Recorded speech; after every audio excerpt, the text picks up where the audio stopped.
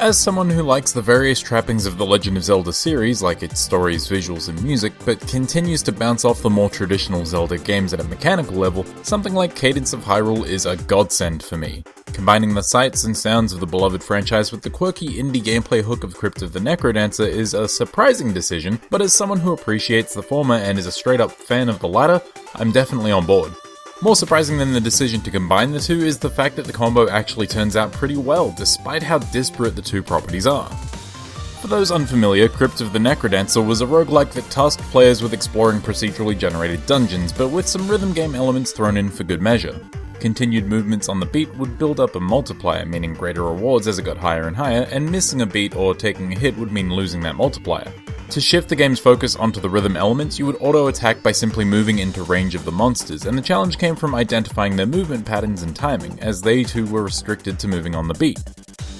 Cadence of Hyrule offers a very similar core experience, but in a far more open, less run-based environment. Instead of multi-level, procedurally generated dungeons that would regenerate upon death, Hyrule's overworld is generated once when you begin, then remains static for the rest of the game.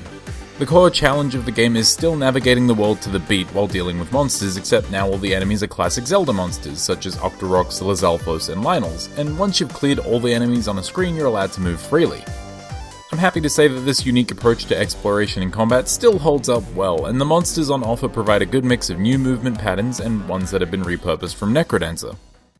Conversely, it feels like a little something was lost in translation with regards to Necrodancer's roguelike elements. They're sort of present, with rupees and minor gear collected on each run disappearing upon death, but there's plenty of stuff that you get to keep. Weapons and their upgrades, classic Zelda gear like elemental rods and hookshots, and the game's secondary currency, diamonds, stay with you after death, making for a much clearer feeling of progression as you go. That said, I can't help but feel like Cadence of Hyrule is way easier as a result, and the minor gear and rupees that you lose when you die just don't feel like they affect much after you start gaining more weapons and permanent upgrades. Cadence's approach to its rewards does let the game throw more difficult enemies at you as you progress without kneecapping you in the process, but even then it feels just a tad too easy.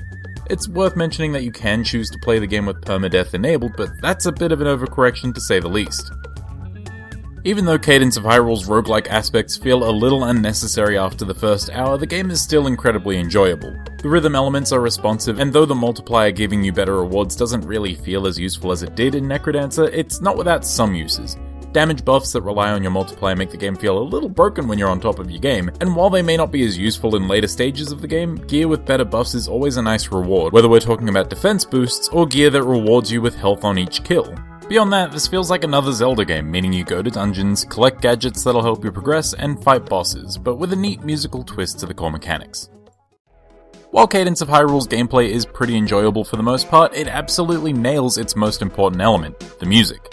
The soundtrack is infectious, featuring a decent number of classic Legend of Zelda tracks remixed with Crypt of the Necrodancer's funky flair, and the soundtrack ranges from rock-heavy tunes like the Gerudo Valley and Death Mountain remixes, to more surprising tracks like the weirdly upbeat Lost Woods theme. Even the tracks that aren't remixes of specific classic Zelda pieces often feature one or two motifs tucked away in there to catch you off guard, and fans of Crypt of the Necrodancer are sure to hear a handful of familiar themes throughout the game. And I've got to say, I really do love that each of the boss themes features heavy use of the instrument that boss in question is themed around. That's awesome.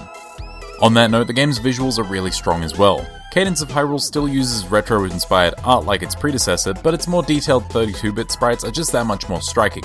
The game as a whole is super colourful, and Cadence of Hyrule's interpretation of Zelda's various monsters and characters are unique while still remaining recognisable.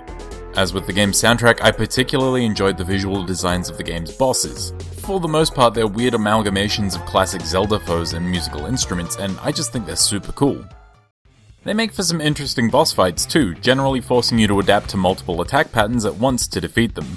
They're definitely a highlight, alongside the handful of puzzles the game has to offer. These puzzles are usually rhythm or melody based, fittingly enough, and they aren't incredibly tough, but they are memorable, and I wish there had been more of them, to be honest. I had also hoped that the story would be a little bit more interesting. It starts with Cadence, the hero from Crypt of the Necrodancer, being transported to Hyrule only to find it in turmoil.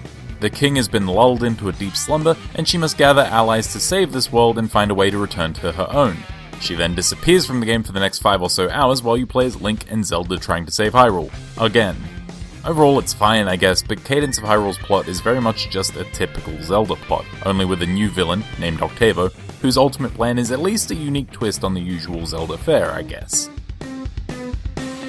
Once you wrap up the plot, there are a couple of modifiers that can add a little bit of replay value to Cadence of Hyrule. As I mentioned earlier, you can turn on permadeath, or alter the game by using fixed beat or double speed mode, letting you either move freely or challenge yourself by doubling the game's tempo, respectively.